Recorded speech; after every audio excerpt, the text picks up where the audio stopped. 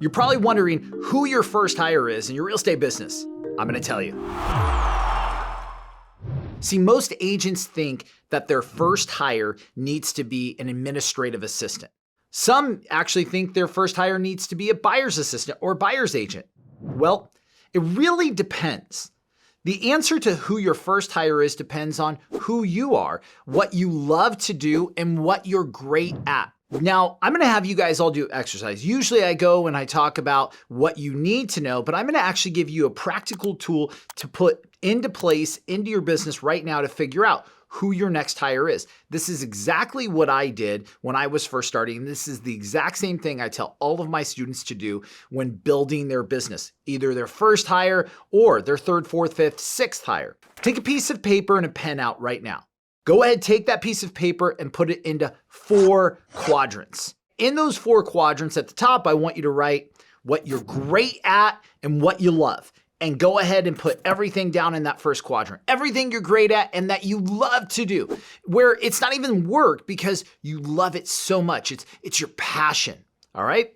Now, in the top right-hand corner, write down what you like to do and you're good at. So you may not love it, but you like it. It's not bad. And you're pretty good at it. You wouldn't say you're amazingly great, but you're pretty good. And you'll see the top half of this sheet of paper, it's going to be pretty long. But it's going to depend on who you are and what you like and love to do. What you like and love to do may be the opposite of what I like to love and do. But either way, there's no right or wrong answer here. So top left, what you love and you're great at. Top right, what you like and you're good at. After you filled out those boxes, the bottom left-hand corner, you're going to put good, but don't like. What are you good at, but you don't really like to do it? It doesn't bring you a lot of joy. And in the bottom right-hand corner, you're going to write what you suck at and what you hate to do, right? What are you terrible at doing?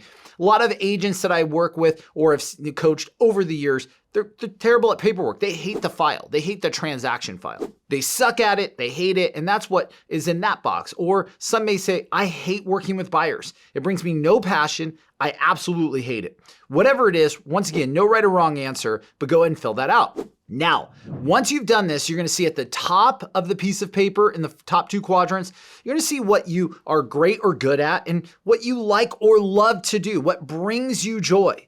This is where you need to focus all your time. This is what brings you joy, brings you passion, what you really enjoy to do, and what you're good at. Now, the bottom half of the piece of paper, this is where you need to focus on your next hire. What you don't like to do or hate to do.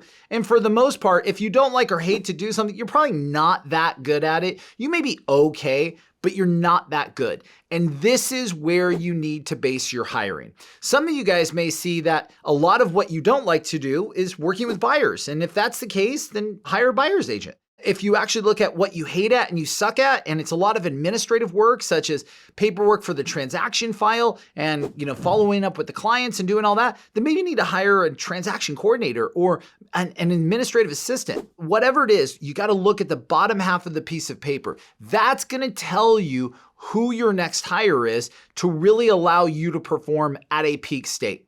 So once again, no matter what you hear online from online gurus or other coaches or other agents, at the end of the day, there's no right or wrong answer who your next hire is. There's no roadmap to say, 100% of CEOs of real estate teams need to make the first hire of an administrative assistant. No, it's whatever you don't like to do, whatever doesn't bring you joy, whatever you suck at, that's where your first hire is going to be. So hopefully you guys found this helpful. If you did, hit the like button. Don't forget to subscribe so you never miss an episode, and I'll catch you guys on the other side.